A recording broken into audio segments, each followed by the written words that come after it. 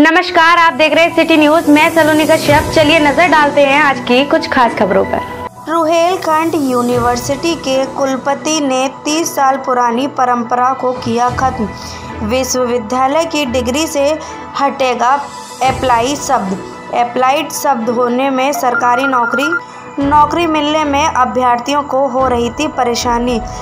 छात्रों को रोजगार पाने में होने वाली कठिनाइयों को देखते हुए रुहेलखंड यूनिवर्सिटी ने अपने परास्नातक के 7 पाठ्यक्रमों में से अप्लाइड शब्द हटा दिया, जिससे नए छात्रों व पुराने छात्रों को नौकरी पाने में आसानी होगी और उन्हें डिग्री पर लिखे अप्लाइड शब्द के कारण होने वाली समस्या से भी निजात मिलेगा। जी, लगभग 7 कोर्सेज़ ऐसे हैं और जिसमें मुझे बताया गया है कि लगभग 35,000 के करीब मार्कशीट और डिग्रियां हैं जिनको तब्दील करना है, बदलना है। और इसमें 2 समस्याएं हैं। एक समस्या है कि जो पुरानी डिग्री है उस डिग्री को नए सिरे से प्रिंट कराया जाएगा, फिर बच्चों को दिया जाएगा।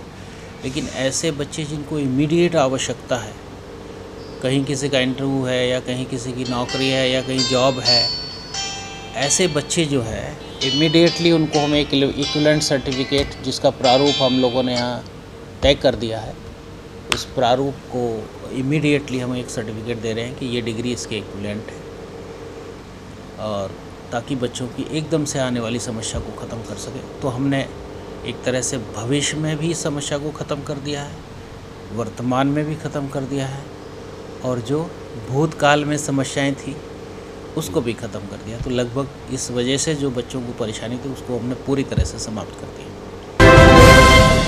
आज एकता क्लब की एक मीटिंग रखी गई।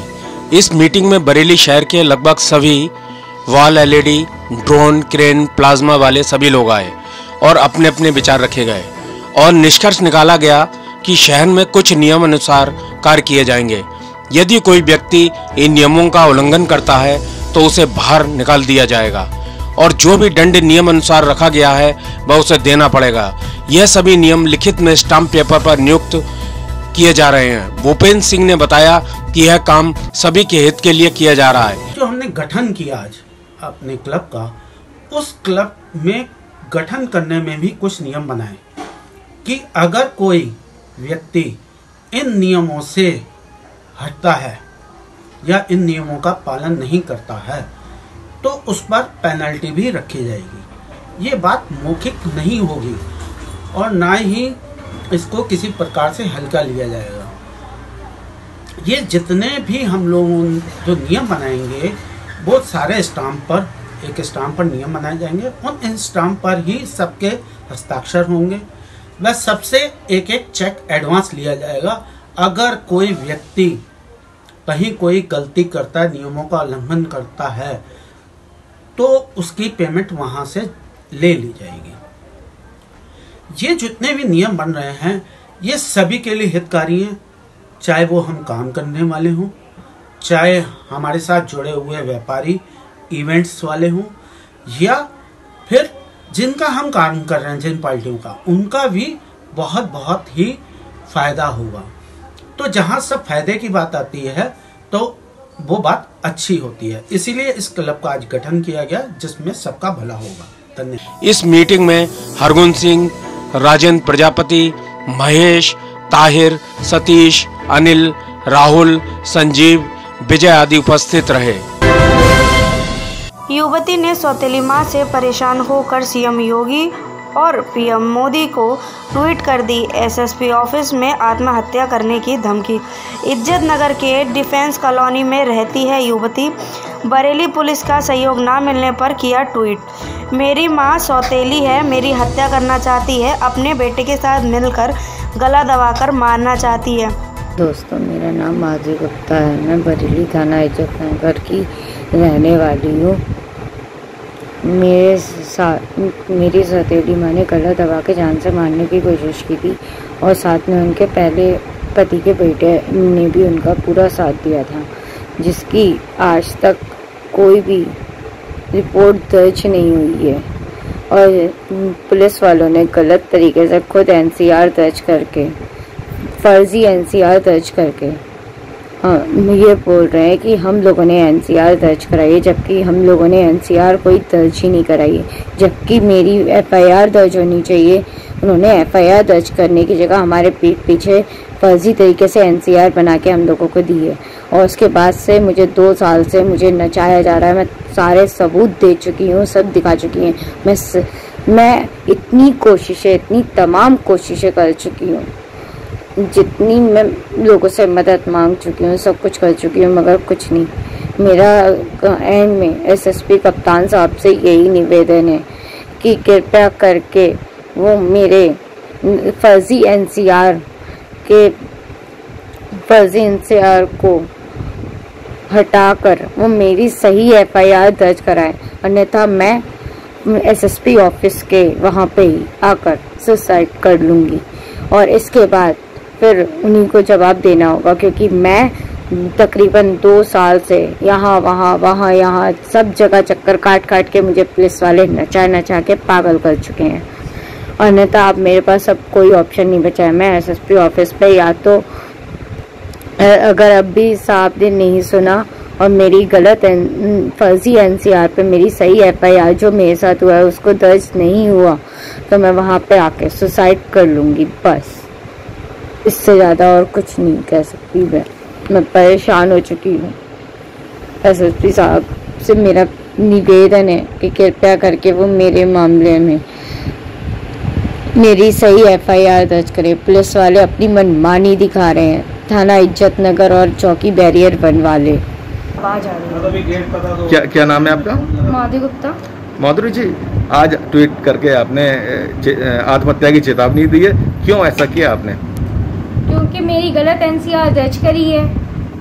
मैं हर जगह विनती कर करके थक गई, सब जगह सारे सबूत दिखा के थक गई, इसलिए आज मैंने ये ट्वीट किया कि अब भी मेरी विनती, मेरी गलत फर्जी एनसीआर की जगह मेरी सही एफआईआर दर्ज नहीं की जाती है, तो मैं ये मजबूरन करने के लिए बाधित हो जाऊंगी जो मैंने आज ट्वीट किया है।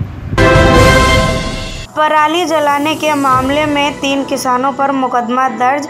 एसएसपी के आदेश पर बहेड़ी में 2 और शीशगढ़ थाने में 1 किसान पर मुकदमा दर्ज। बरेली जिले में पराली जलाने के मामले में पुलिस ने बड़े कार्रवाई करते हुए 3 किसानों के खिलाफ मुकदमा दर्ज किया। धान की फसल काटने के बाद जब किसानों ने खेतों में पराली जलाई तो पुलिस हरकत में आ गई। पुलिस को जानकारी मिली कि किसान पराली जलाकर प्रदूषण फैला रहे हैं और वो खेत में पराली को जला रहे हैं। वहीं पुलिस ने सख्त कार्रवाई करते हुए 3 मुकदमे दर्ज कर लिए हैं। माननीय सुप्रीम कोर्ट के निर्देशन के अनुसार पराली जलाने वालों के ऊपर सख्त से सख्त कार्रवाई करने के निर्देश दिए गए हैं। इसी क्रम में जो डाटा हमें प्राप्त हुआ है उसके अनुसार 3 लोगों के ऊपर पराली जलाने को लेकर मुकदमा दर्ज किया गया, जिसमें 2 बहेड़ी से और 1 शीशगढ़ थाने से। इसमें पर्यावरण प्रदूषित करने की धाराओं में मुकदमा पंजीकृत किया गया और इसमें जो आंकड़े हमें उपग्रह से प्राप्त होते हैं उसमें अक्षांश देशांतर या लैटिट्यूड लॉन्गिट्यूड प्राप्त रहता है। उसके आधार पर ही वो मैपिंग होती है और उसके आधार पर वहाँ पर पता चल जाता है कि कहाँ पर ये पराली जलाई गई है। उस पर मुकदमा दर्ज किया गया। इसमें मैं सभी लोगों से आग्रह करना चाहूँगा जो धान काट रहे हैं कि वो पराली ना जलाएं, जिससे पर्यावरण प्रदूषण ना हो, साथ ही साथ कोई ऐसी कार्रवाई करने की नौबत भी उनके ऊपर ना आए। सफाई कर्मचारियों ने अपने वेतन को लेकर जिला अधिकारी को दिया ज्ञापन। बरेली ग्राम चनेटा पोस्ट चनेटी जिला बरेली स्वयं भी महर्षि वाल्मीकि सेना की ओर से बरेली क्षेत्र व क्षेत्रीय प्रबंधक महोदय से सफाई कर्मियों के वेतन भुगतान एवं उनको उक्त परिपथ के अनुसार दैनिक मजदूरी पर भी कार्य कराने का अनुरोध किया था, परंतु क्षेत्रीय प्रबंधक महोदया एवं मुख्य प्रबंधक की हठी धर्मिता के कारण शोषण हो रहा है। नीचे करो।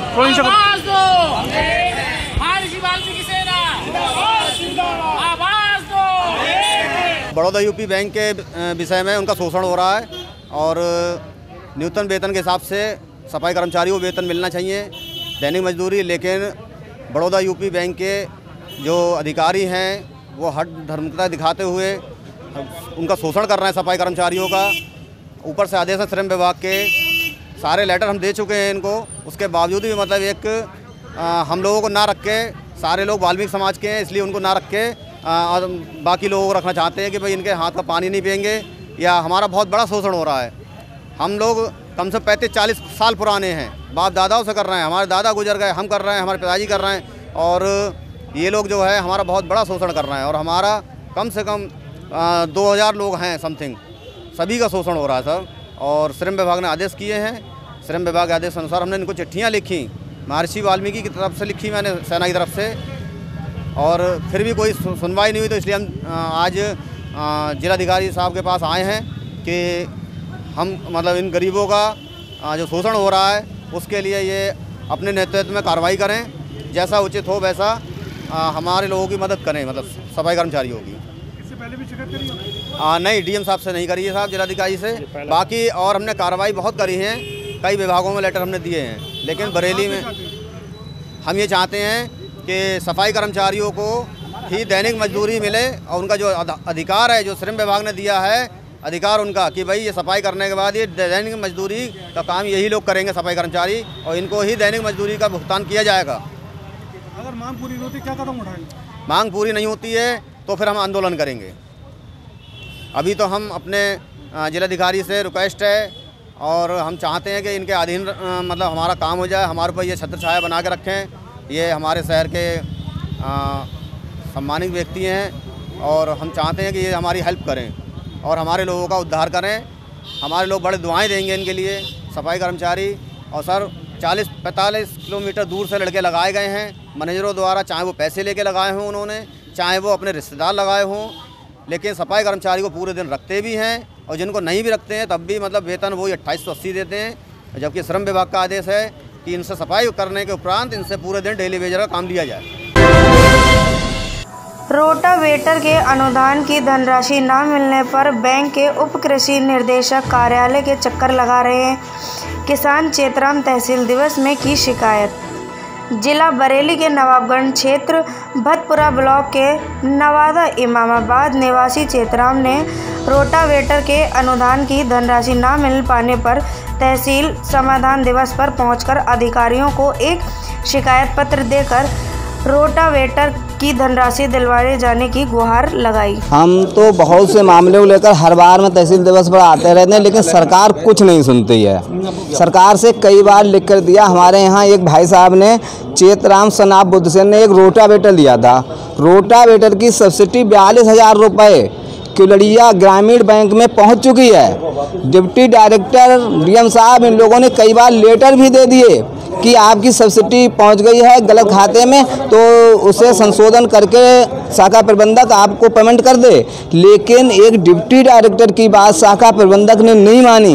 2-3 बार लिखित लेटर भी दिए हैं, फिर भी वो नहीं मान रहे हैं। तो सरकार तो ऐसा कर रही कि किसानों के साथ धोखाधड़ी कर रही है, बिल्कुल किसानों की सुनी नहीं जाती है। हमारे यहाँ आवारा पशुओं वाली बात है। आवारा पशुओं के बारे में हर बार में हम लोग यहाँ लिख कर देते हैं, फिर भी कुछ नहीं सुना जाता। लोग कहते हैं पशु आश्रय गृह बने हैं, मुझे तो नहीं पता कहाँ कहाँ बने हैं। मेरे यहाँ तो कहीं मालूम नहीं पड़ते, या तो कहीं कागजों में बने हैं या फिर आसमान पर बने हैं, ज़मीन पर कहीं नहीं बने हैं। सैकड़ों पशु खेतों में मालूम पड़ते हैं। कई लोग हमारे यहाँ से आए यहाँ तक कि हमारे पिताजी ख़त्म हो गए हैं, उनको विरासत दर्ज कराई जाए, लेकिन लेखपाल लोग अनसुनी कर देते हैं। उन्हें जब तक पैसा दिया जाए तब तो वे काम कर देंगे, बिना पैसे से एक काम भी नहीं करते हैं। हमारे यहाँ से किलड़िया हमारा थाना थोड़ी दूर पर है। हम लोग अगर खेत पर खाना पहुँचाने जाते हैं, चलो हम तो किसान यूनियन में हैं, वो सभी लोग जानते हैं कि जो नवादा के रहने वाले हैं, तहसील उपाध्यक्ष भी हैं, फिर भी हर बार में डीडी दिखाओ, गाड़ी कागज़ दिखाओ। खेत पर गए तो गाड़ी कागज़ कहाँ लिए फिर रहे हैं हम लोग, कहीं चालान नहीं कटवाओ तो रुपए दो, कुछ ना कुछ करना पड़ता है। इसलिए हम तो लोग वैसा इतना परेशान हैं, कुछ कह नहीं सकते हैं। और दूसरी बात यह है कि जैसे कोर्ट के आदेश हैं कि गन्ने का पेमेंट 14 दिन के अंदर होना चाहिए, लेकिन 14 महीने बीत जाते हैं, उनके खिलाफ कोई कार्रवाई नहीं होती है, क्योंकि वो पूंजीपति हैं। और हम लोग अगर एक भी अवहेलना करते हैं, एक साथ 17 का अगर मुकदमा किसी के खिलाफ हो जाए और वो 1-2 बार यहाँ नहीं आए तारीख पर, तो उसके खिलाफ वारंट काट दिया जाता है और उस किसान को घर से पकड़कर और बंद कर दिया जाता है। तो आपका संघर्ष कब तक जारी रहेगा? ये संघर्ष हमारा जब तक हमारी समस्याएं पूरी नहीं होंगी तब तक जारी रहेगा। चाहे हमें कितना भी आंदोलन करना पड़े, चाहे सड़क पर आना पड़े, हम लोग इस बात से नहीं डरते हैं। एनी रेलवे मेंस कांग्रेस के कर्मचारियों ने सरकार के खिलाफ निकाला मशाल जुलूस। केंद्र सरकार द्वारा कर्मचारियों को उत्पीड़न लगातार हो रहा है, जिसको लेकर आज रेल कर्मचारी ने वर्कशॉप पर मशाल जुलूस निकाला, केंद्र सरकार का विरोध किया।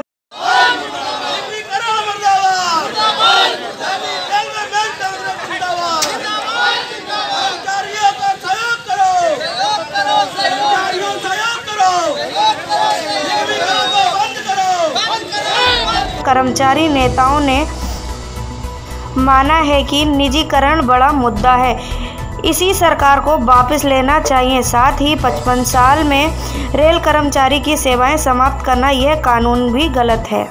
इसका उद्देश्य सबसे सर्वप्रथम हमारा वार्षिक बोनस, कर्मचारियों का वेतन, कर्मचारियों का इंसेंटिव, 30-55 सेवानिवृत्ति। दूसरा सबसे अहम मुद्दा है हमारा जो 30-55 में लोगों को सेवानिवृत्त किया जा रहा है। दूसरा निजीकरण, निगमीकरण एक विष के रूप में काम कर रहा है। मेरे युवा साथी जितने भी हैं, युवा भाई हैं जो बेरोजगार घूम रहे हैं, अगर आज निजीकरण होता है, निगमीकरण होता है तो सबसे ज़्यादा अगर किसी को मार पड़ेगी तो नवयुवक लड़कों को होगी। जो बेरोजगार हैं, दैनिक मजदूरी करते हैं, आजकल तो मजदूरी भी नहीं मिलती, ठेकेदार 300-200 रुपये में देता है। इसलिए हम चाहते हैं जो भी वैकेंसियाँ निकलें, रेल में निकलें, बाहर निकलें, ये निजीकरण समाप्त किया जाए। मैं इतना बोलना चाहता हूँ। बरेली लाल फाटक के बूम खराब होने पर लगा किलोमीटर का लंबा जाम। लाल फाटक के क्षेत्रवासी पहले ही ओवरब्रिज की समस्या से जूझ रहे हैं। इस पर फाटक के खराब होने से काफ़ी दिक्कतों का सामना करना पड़ रहा है। बड़ी बात तो यह है कि मौके पे खड़ी एम्बुलेंस को भी काफ़ी दिक्कतों का सामना करना पड़ रहा है।